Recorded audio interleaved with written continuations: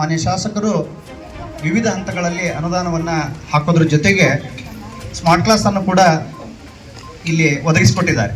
ಇನ್ನೂ ಕೆಲವು ಮೂಲಭೂತ ಸೌಕರ್ಯಗಳ ಪಟ್ಟಿಯನ್ನು ಮನವಿ ಪತ್ರವನ್ನು ನೀಡಿದ್ದಾರೆ. ಈ ಶಾಲೆ ಮತ್ತು 3ನೇ ವಾರ್ಡಿಗೆ ಸಾಕಷ್ಟು ಮೂಲಭೂತ ಸೌಕರ್ಯಗಳ ಕೊರತೆ ಇದೆ. ಆ ನಿಟ್ಟಿನಲ್ಲಿ 3ನೇ ವಾರ್ಡಿನ ಪ್ರತಿಯೊಂದು ಬೇಡಿಕೆಗೂ ಕೂಡ ಮಾನ್ಯ ಶಾಸಕರು ಸ್ಪಂದಿಸ್ತಾ ಇದ್ದಾರೆ ಸಕಾರಾತ್ಮಕವಾಗಿ.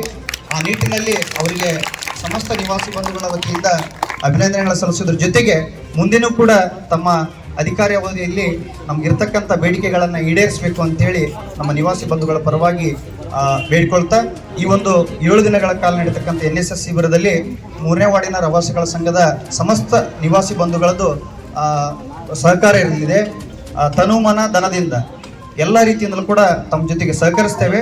ಅದರ ಜೊತೆಗೆ ಈ ವಾರ್ಡಿನಾದ್ಯಂತ ವಿದ್ಯಾರ್ಥಿನಿಯರಿಂದ ಶಿಬಿರಾರ್ಥಿಗಳಿಂದ ಸಮೀಕ್ಷೆ ಕಾರ್ಯ ನಡೆಯಲಿದೆ ಮೂರ್ತ ಸೌಕರ್ಯಗಳಿಗೆ ಸಂಬಂಧಪಟ್ಟಂಗೆ ಮತ್ತು ಜೊತೆಗೆ ಇಲ್ಲಿರ್ತಕ್ಕಂಥ ಸಂಘದ ಕಾರ್ಯಚಟುವಟಿಕೆಗಳ ಬಗ್ಗೆ ಜನಾಭಿಪ್ರಾಯ ಏನಿದೆ ಅನ್ನುವಂಥದ್ದನ್ನು ಸಂಗ್ರಹಿಸಬೇಕು. ಆ ಮೂಲಕ ಮತ್ತೆ ನಾವು ಆ ಒಂದು ಸಮೀಕ್ಷೆಯ ಭಾಗವಾಗಿ ಅಲ್ಲಿರ್ತಕ್ಕಂಥ ಬೇಡಿಕೆಗಳಿಗೆ ಅನುಗುಣವಾಗಿ ಮಾನ್ಯ ಶಾಸಕರಿಗೆ, ಪುರಸಭೆಯ ಮುಖ್ಯಾಧಿಕಾರಿಗಳಿಗೆ ನಮ್ಮ ಮನವಿ ಪತ್ರಗಳನ್ನು, ಬೇಡಿಕೆಗಳನ್ನು ಮುಂದಿಡ್ತಾ ಹೋಗ್ತೇವೆ. ಈ ಪ್ರಗತಿ ಅಂತಕ್ಕಂಥದ್ದು ದೈನಂದಿನ ಚಟುವಟಿಕೆ ಜೊತೆಗೆ ಸಾಕ್ತಕ್ಕಂಥದ್ದು, ಒಮ್ಮೆಲೇ ಆಗೋದಿಲ್ಲ. ಆದರೆ ಅದಕ್ಕೆಲ್ಲರೂ ಕೂಡ ನಾವು ಸಹಕರಿಸಬೇಕಾಗ್ತದೆ. ಆ ನಿಟ್ಟಿನಲ್ಲಿ 3ನೇ ವಾರ್ಡಿನ ಪ್ರವಾಸಿಗಳ ಸಂಘ ಸದಾ ತಮ್ಮ ಜೊತೆಗಿರ್ತದೆ ಅಂತಕ್ಕಂಥ ಮಾತನ್ನು ಹೇಳಿ ಇಲ್ಲಿವರೆಗೆ ಮಾತಾಡಲಿಕ್ಕೆ ಅವಕಾಶ ಮಾಡಿಕೊಟ್ಟಂತ ಎಲ್ಲರಿಗೂ ಧನ್ಯವಾದಗಳನ್ನು ಸಲ್ಲಿಸ್ತೇನೆ.